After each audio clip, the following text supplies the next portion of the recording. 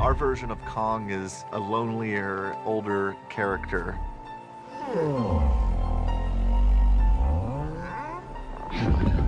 That's the thing that was exciting to me about doing this movie, was being able to take a character like Kong and say, what happens with time with this character? What happens when the world kind of moves on past him? It's 30-odd years later. Adam wanted to introduce a bigger, older Kong, someone who was sort of street-worn. He's been in a few brawls, I guess, with skull crawlers and other creatures that live on Skull Island.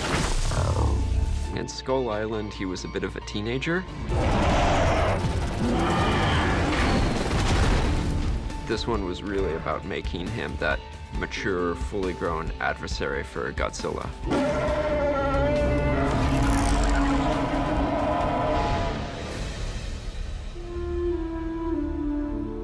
Kong classically is always a character who's kind of a romantic type. He always falls in love with the pretty blonde. And in this case, it kind of felt more like what Kong needed wasn't a love interest. He needed sort of a family. And so that's kind of where Gia comes in, is that, you know, Kong's a lonely character, Gia's a lonely character, and they really find each other. There's a real kinship between Gia and Kong that we begin to discover over the course of the film.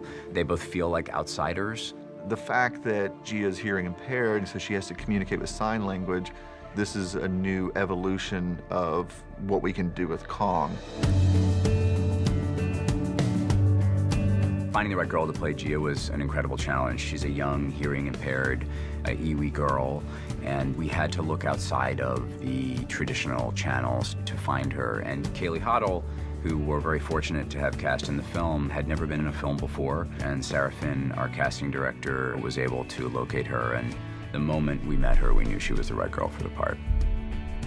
Kaylee, who's a newcomer, you know, she's a deaf actress, and she's probably the most professional actor I've ever worked with in a weird way. It's really bizarre. Kaylee is, number one, a really good actor. She hasn't been on a film set. This is the first time she's done anything like this, and she is as instinctive and brilliant as you could be given those circumstances. I mean, she really is very talented. So she's incredibly rewarding to work with as an actor. Like, she gives so much.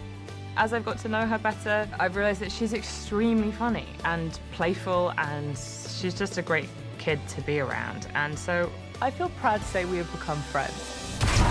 This is a battle that hasn't been waged since 1962, so it's got to be the most epic battle of all time.